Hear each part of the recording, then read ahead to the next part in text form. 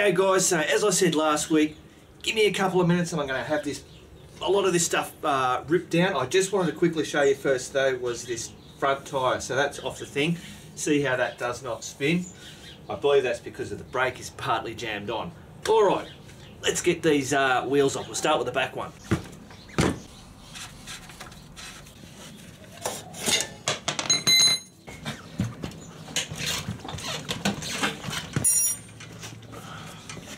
Alright guys,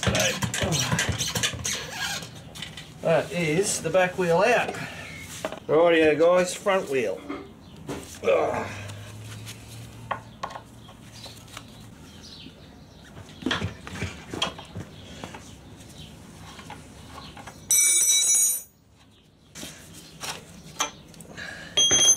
Rightio guys, so this is where the front wheel's a bit bloody stuck in there because of the brake caliper. There you go. That off there. Front wheel done. I'll just quickly show you this caliper. Yeah, you can look at that. So I think that'll be getting a big clean up, and I'd say I'll be replacing those pads, the brake pads.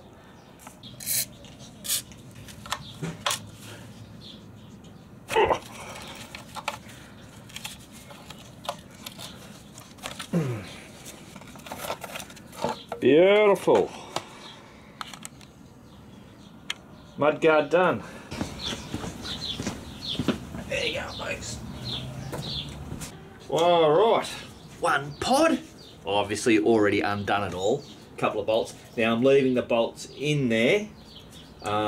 So depending on, sometimes I'll leave the bolts in the parts, or sometimes I'll leave it with the bike. That way I know where it goes, and it just depends on where it is. Cool. Having one of these things, a little magnetic bloody doodad, when you drop washers or bits and pieces and they go flying under bloody here, makes it easy to get it. Alright, we'll get this other pod off. Rightio, so this pod, it's a little bit different the way it's set up because it's basically a dummy. There's a screw on top and a screw on the bottom. That just brings this off, and then what we have is basically what you can see there, and the only thing that this houses is that, you might remember me talking about the thermostat. So that thermostat is actually for wherever the carby is, just in there, a little hot wire in there, so when it's starting cold. So this will get relocated. It's just actually mounted. I'm going to put some WD-40 on that so I don't wreck that rubber when taking it off. That'll just get mounted up in there.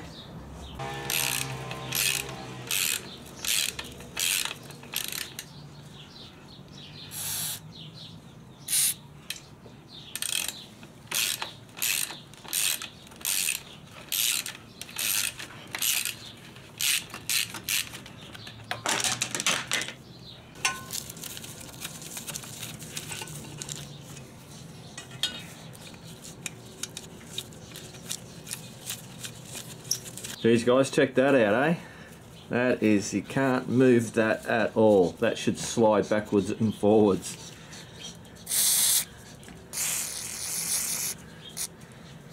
I'll see if I can move it, but I think this might just take a bit of time. We'll just have to bit by bit work on that.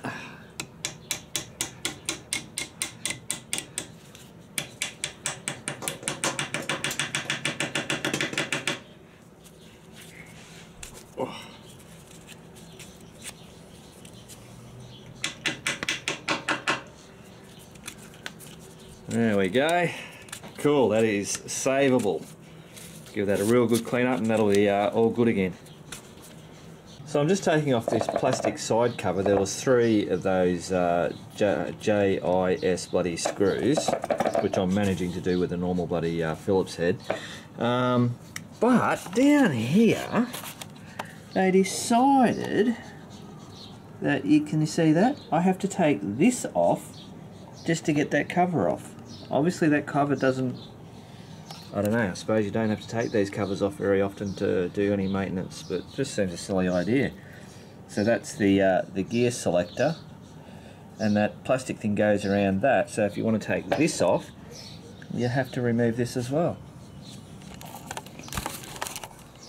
Call me crazy, but that's the way it is. Rightio guys, so we now have a floppy duvallaki. I'll put this nut that I've pulled out back in where it came from. I know where it goes. And now, this should come out. So yeah, there's a fair amount of crud in there to come out. So yeah, I think that's a real, I don't know. It's just the way it is. Cool. Alright, take these aside. Oh, how do they?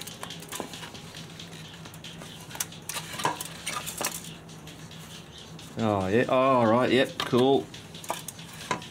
Yeah, always a good idea. I didn't take these off to start with because I wanted to see. I couldn't tell how they were fitted, but it's just a push on and then it's a lip around and push. Cool. So this side should be the same.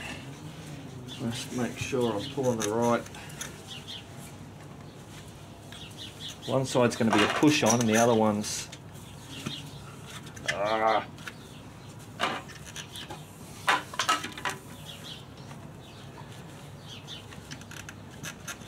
so that should be, yeah, cool. Cool bananas. All right, 2 side plates off. Okay, stop the bloody clock. I reckon I've had about 2 minutes worth of stuff and there's heaps gone off this bike already. So give me a bit of bloody slack and we'll continue along.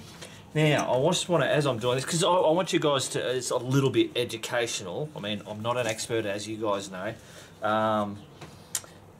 Just in, I don't know, you know what I mean. I watch videos and I pick up little things and bits and pieces.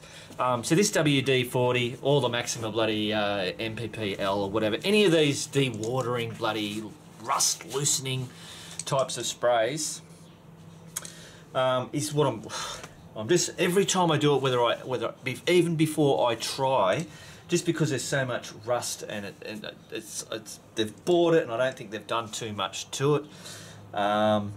So I'm just spraying that. So I'm spraying it on the front, I'm spraying it on the back, and then I'm getting in and then I'm trying to loosen it. And it just goes, it's just that initial corrosion, just breaks, and it comes out, and like all the nuts and bolts that are coming out, you can see they're just, the parts that aren't hitting the air, they're like brand new, bloody ripper. So I was just about to take off this this thing here. So I've just sprayed the 3 screw things. So yeah, there's still heaps of these screws. So basically, I haven't managed to strip one or even just skip yet. So I just put that firmly in there, put some pressure on, and then, oh, yep, got it, cool. Oh, I thought I bloody skipped it. Oh, yep, got it, beauty. One last one down here.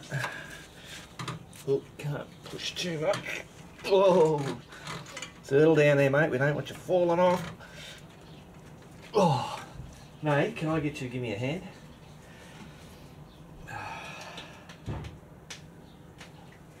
If you can't see that, she's clapping.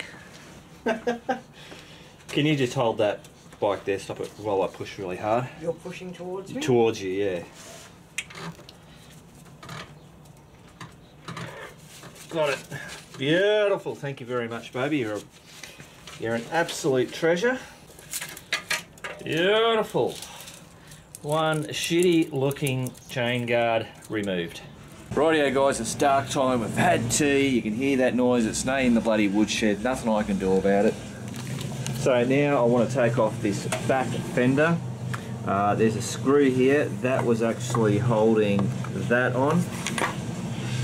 I couldn't get that off with the normal screwdriver, so what I had to use was the, what do they call them, impact bloody screwdriver thing. You belt the end of it and it bloody gets it off.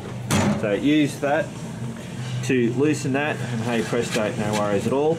So now I've got to take these 2 off and the shock ones, and then I think, oh, and I've got to disconnect the wires here. This side does that blinker, this side does that blinker and the tail light. So if I disconnect these, they'll get fed through and taken away with that all in one unit. Rightio guys, so I have a nut on the other side that I had to hold because this was just spinning.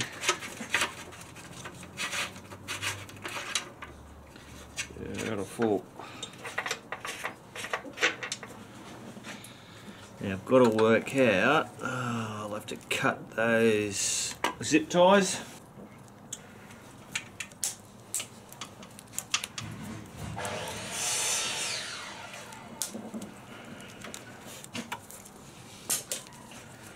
Cool, and then we've just got these to pull apart.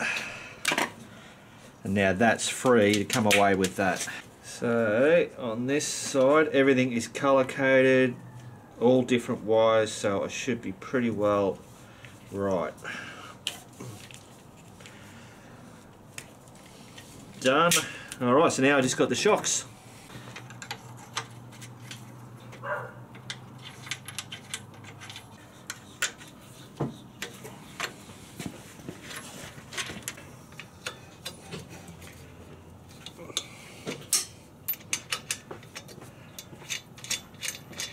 Rightio guys, let's see what happens when we pop this out. I always get worried about doing this. Ouch. Beautiful. One off.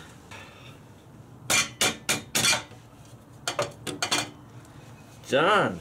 2 shocks off. Rightio guys, so Ziploc bag, and I've written on there shocks and mainframe or what all those, because all those bolts and bits and pieces, because they can't sit in that because there's nothing to screw in, they just fall out, and I can't have them on the frame because I'm going to be doing stuff there. Cool. Rightio guys, so I thought I had them all out, but there's a bolt on that side and obviously one on that side, and I've also got to feed those wires out too. Then we should be right to get this back guard off. Rightio, get these wires fed through. Oh no, in actual fact I don't need these wires fed through just yet, because they're just coming straight out. Alright.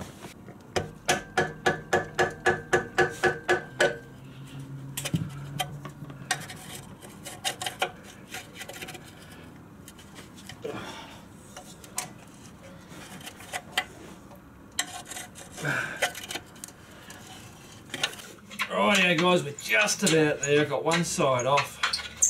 Wiggle this one. Just about there we go. There's a bit of bloody weight in that. There we go. Cool, so yeah, there's a big there's an inner guard, and I know when people drop lower them, they actually take that guard out, that one there, to give them more clearance. Cool, so that is all off. Rightio guys, there it is. So the only thing I didn't get off was the tank. I was planning on having that tank off, but I'm not going to do that. I'll do that, have that in next week's. I think this video stuff's gone on long enough. Now I gave the frame just a quick wipe up, and I tell you what, I'm really happy with it. It just looks in really good bloody nick. You know, there's some obviously places down low where you're going to get flick ups and stuff like that, but that's just tiny. You can tell it's just surface, so that'll just get knocked over and then repainted. That will be sweet. The only major thing that I've got at this stage, which is more a cosmetic thing, obviously the forks have been hit with, have got stone chips and they've rusted. So now you've got these pits. You can see I've already started to give them a go, because they were not quite as bad as those ones up there, but that's what they were rusted like that. So from a functionality point, they're not going to be an issue. It's more from a visual point, and I don't know whether I will, but I'm going to give it a shot and see if I can buff them out without, you know, being detrimental to it. That side's not as bad. And then of course all this stuff, that's no problems whatsoever. I'll get rid of all that rusty stuff. I believe these, no, I don't know yet. I'm thinking, yeah, what I'm going to do is I started here because there was some, actually on here, it had this type of effect, was on this one, and I gave that just a quick buff, and I don't know if you can pick it up, but it's all good, if you know what I mean. I can get that back to bare metal. So these, because these are aluminium, I think they should be, I'll actually shine all these up. I've actually done these on shocks before, and you can get these coming up bloody absolutely beautiful. So that's what I'm going to do. I'm going to spend the time on these to get these all shinied, because the wheels,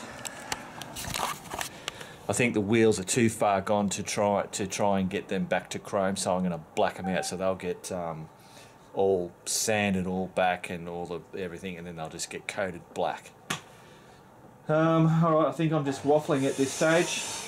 So next week, got to pull all these bits and pieces off. You know, we've got to pull all this stuff off, bloody exhaust pipes and everything. Just keep pulling stuff off, and then we shall start the cleaning of the individual pieces and painting and all that kind of stuff.